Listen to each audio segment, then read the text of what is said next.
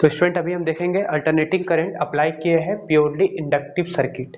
Purely inductive circuit का मतलब होता है एक इंडक्टर है और कोई भी चीज इससे कनेक्टेड नहीं है।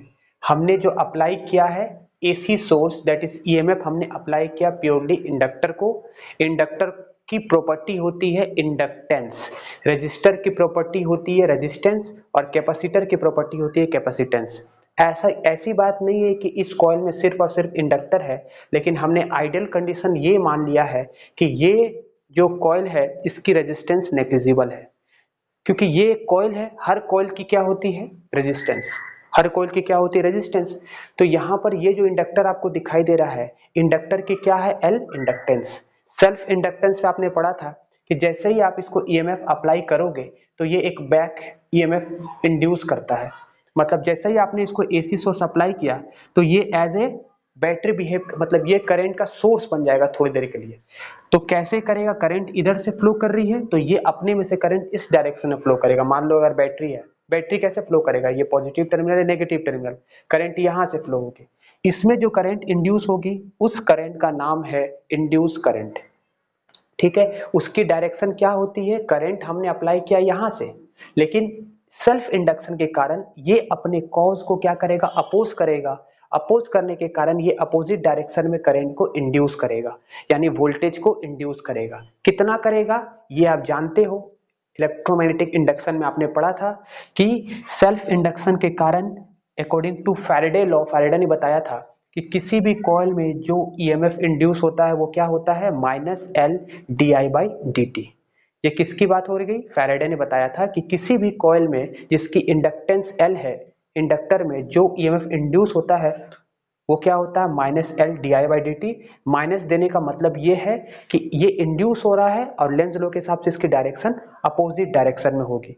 एल हो गया इंडक्टेंस ऑफ द कॉइल और D I by D T मतलब rate of change of current. D I by D T क्या होता है, rate of change of current. अब हम इसमें लॉ लगाएंगे, तो यहां से अप्लाई किया और यहां से एक ईएमएफ इधर से जा रहा है, एक ईएमएफ इधर से इंड्यूस हो रहा है, तो दोनों के डायरेक्शन क्या है, अपोजिट है। तो नेट कितना होगा, E minus L D I by D T is equal to zero. या आप इसको ऐसे भी समझ सकते हो, जितना अप्लाई करते हैं उतना इसमें इंड्यूस होता है, यही है ना। E is equal to minus, है ना, जितना हम अप्लाई करेंगे तो नेट कितना हो जाएगा, यहां पर देखो ये था minus L D I by D T. तो अभी हम इसको इक्वेट करेंगे, that is E applied is equal to E induce, है ना। ई अप्लाइड, ये अप्लाइड किए है, जितना अप्लाई करेंगे उतना इसमें इंड्यूस होगा और उस इंड्यूस की वैल्यू क्या होती है L D I by D T. ठीक है, जितना अप्लाई किए, E apply is equal to E induce.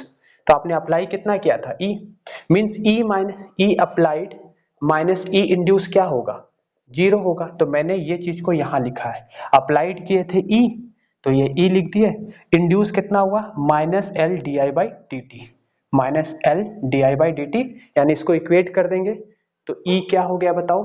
अभी क्रॉस मल्टीप्लाई करें E dot D T upon D I. ठीक है, हम डी आई को अलग कर देंगे क्योंकि हमारे पास ईएमएफ की इक्वेशन है, हमें करंट की इक्वेशन को ऑब्टेन करना है, तो हम करंट को अलग कर दिए ये भी। और ये जो वोल्टेज है ये कौन सी वोल्टेज है E, और E की वैल्यू कितनी होती है E not sine omega T, that is instantaneous है। ये कौन सी वैल्यू है, इंस्टेंटेनियस ईएमएफ है। तो हमने इसके जगह में क्या लिख दिया, देखो क्रॉस मल्टीप्लाई करेंगे तो ये डी टी ऊपर जाएगा, डी आई नीचे आ गया, डी आई को तो अलग रखना है, एल नीचे आ गया तो डी आई हो गया। अब इस इक्वेशन को वन नाम दे करके इंटीग्रेट कर देंगे, इंटीग्रेशन का साइन दे दिए। ठीक है, ई कॉन्स, अब ई के जगह में हम क्या लिख सकते हैं, ई नॉट साइन ओमेगा टी। ठीक है, और नीचे में क्या था एल, एल इस कॉइल का इंडक्टेंस है, जैसे रेजिस्टर का रेजिस्टेंस होता है ना एल, वैसे ही इंडक्टर का क्या होता है इंडक्टेंस एल। तो अभी क्या होगा, एल इसके नीचे आ जाएगा तो ये कांस्टेंट है, ये बाहर आ जाएगा। फिर ई नॉट भी कांस्टेंट है, peak value of EMF that is constant, ये भी बाहर आ जाएगा। तो अंदर में क्या बचा, साइन ओमेगा टी का इंटीग्रेशन क्या होता है, साइन ओमेगा टी का इंटीग्रेशन होता है माइनस कॉस ओमेगा टी, और साथ में ओमेगा है तो नीचे में ओमेगा चला गया, साथ में क्या आएगा कांस्टेंट।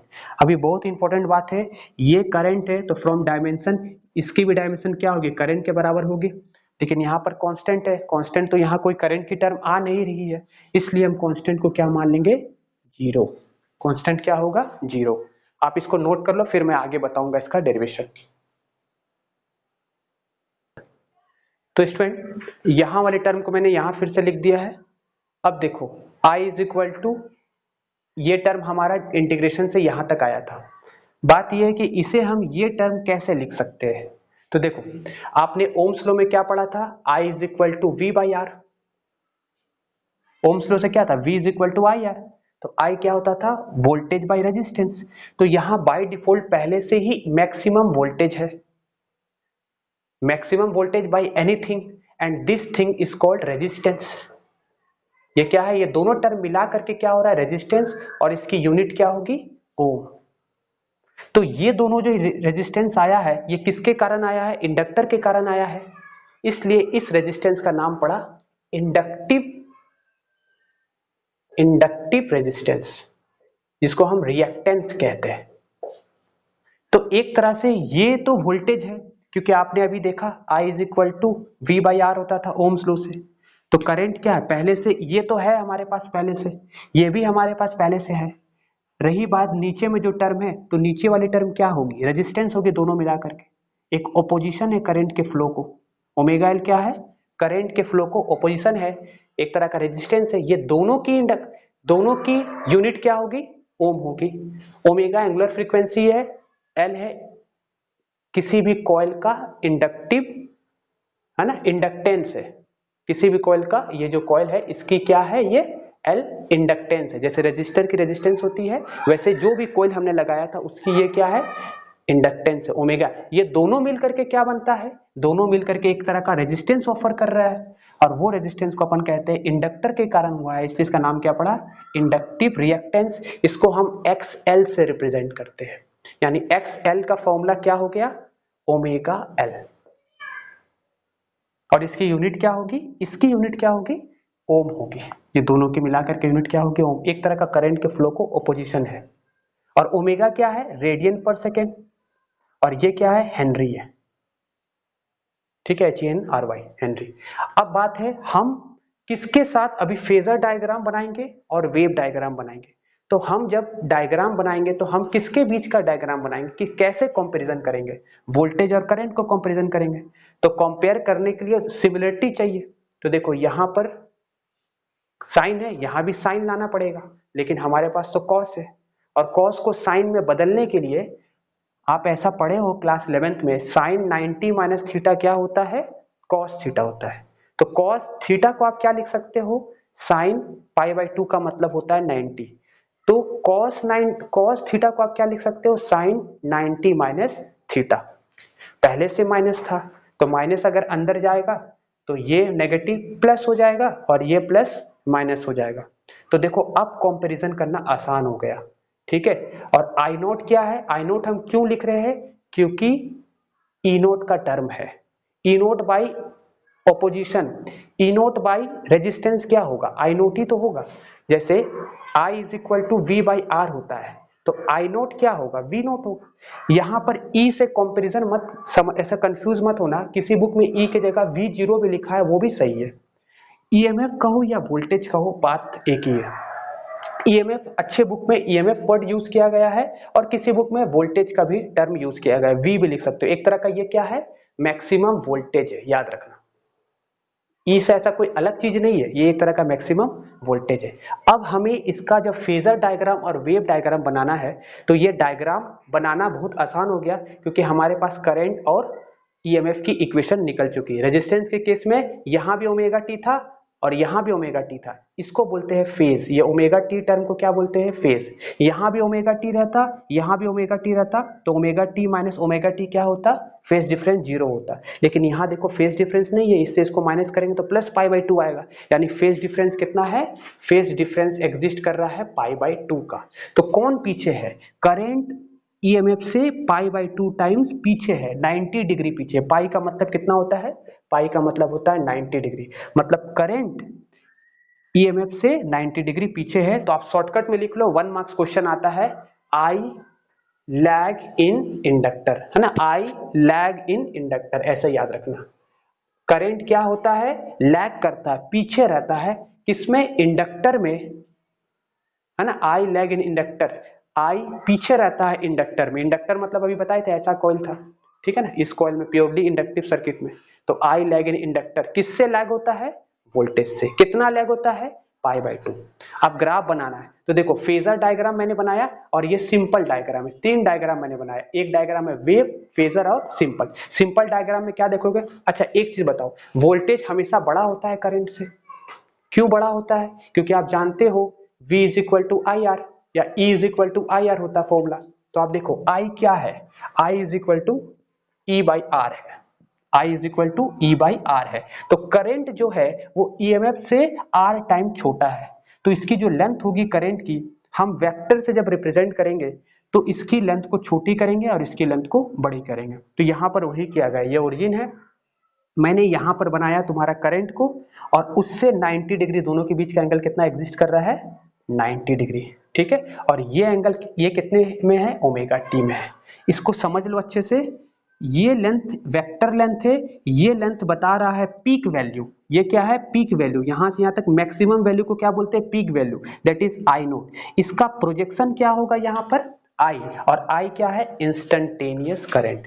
अब किससे पीछे है? आई ई से पीछे है। कितना पीछे है? 90 डिग्री। और ई आपने बताया कि ई बड़ा होता है आई से, तो ई की लेंथ बड़ी, आई की लेंथ छोटी।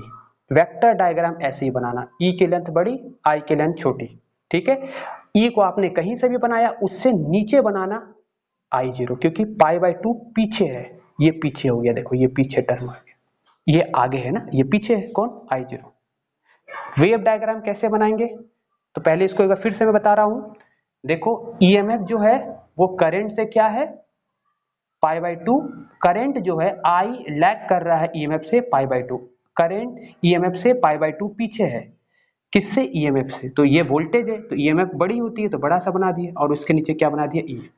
अगर आप ये सिंपल डायग्राम बनाना चाहो तो ये भी बना सकते हो। ई है, आई है, आई को छोटा सा बनाएंगे, ईएमएफ को बड़ा सा बनाएंगे, क्योंकि इसकी मैग्नीट्यूड कम होती है, इसकी मैग्नीट्यूड ज्यादा होती है। अभी बताए थे ये जितना भी ब्लैक टर्म से लिखा हुआ है ना, ये सारी चीज। ठीक है, तो आप क्या कर सकते हो, ये भी बना, समझ में आ गया। नेक्स्ट है वेव डायग्राम। तो वेव डायग्राम बनाने के लिए देखो साइन का कर्व कैसा होता है? साइन का ग्राफ तो आपको पता ही है, ये वाला जो ऊपर वाला बनाया है, देखो ये वाला, ये क्या है? साइन का। तो साइन का हमने बना दिया, ये मैग्नीट्यूड ही बड़ी होगी और दूसरी वाली मैग्नीट्यूड छोटी होगी। ये किसकी वैल्यू है? ये करंट, इंस्टेंटेनियस करंट की ग्राफ है। अब π/2 पीछे है। π/2 का पीछे है मतलब जब ये मैक्सिमम होगा, जब ईएमएफ मैक्सिमम होगा उस समय ये π/2 नीचे होगा, मतलब कम होगा, है ना। तो उस समय ये मिनिमम होगा, दैट इज 0। तो देखो जब ये मैक्सिमम है तो ये इसकी ग्राफ है, ये 0। अब माइनस है इसलिए नेगेटिव है, तो नीचे से स्टार्ट करना है इसे, ये 0 है। अगर प्लस रहता तो ऊपर से स्टार्ट करते, ऐसे करके आता, क्योंकि 0 तो दोनों साइड से हो सकता है। देखो 0 तो ऐसे भी हो सकता था ना। पहले तो माइनस है, यहाँ पर देख लो ट्रिक बता रहे, ये माइनस है इसलिए यहां से स्टार्ट करना। अगर मान लो यहाँ पर प्लस रहता, मान लो, तो ये कहां से स्टार्ट होता है? ऐसे करके स्टार्ट होता है, ऐसे करके। यहाँ भी तो 0 आ गया, क्योंकि π/2 का डिफरेंस अगर होने से पूरी प्रॉपर्टी चेंज हो जाएगी, है ना। साइन क्या होता है? साइन अगर 0 देखो तो साइन 0 0 होता है, और साइन π/2 90 ऐड करने से पूरी प्रॉपर्टी चेंज हो जा रही है, एक मैक्सिमम से मिनिमम हो जा रहा है। तो इसीलिए आपको सिर्फ याद ये रखना है, यहां पर हमारा जो डेरिवेशन किए थे, यहां पर कॉस को हम साइन 90 माइनस थीटा लिख सकते हैं। ये माइनस जब अंदर गया तो ये माइनस क्या हो गया? प्लस, और ये प्लस क्या हो गया? माइनस। तो माइनस में है इसलिए आप नीचे से स्टार्ट करना और ये इस तरह से ग्राफ बना देना ऐसे। और इसकी मैग्नीट्यूड क्या होगी? ये मैग्नीट्यूड कहलाएगी, यहां से यहां तक की लेंथ कहलाती है I0, और यहां से यहां तक की लेंथ क्या कहलाएगी? E0, maximum value. ठीक है, और ये इंस्टेंटेनियस वैल्यू होता है। ये यहां से देखो पूरी प्रॉपर्टी चेंज हो जा रही है। फिर ऐसे करके जब ये मैक्सिमम होगा, जब ये मैक्सिमम हो रहा है तो ये वाला टर्म क्या है? 0। फिर ये वाला टर्म जब मिनिमम हो रहा है तो फिर नेगेटिव डायरेक्शन में ये वाला टर्म क्या हो रहा है? मैक्सिमम। तो ये ग्राफ आप ऐसे बना सकते हो। ठीक है, नोट कर लो।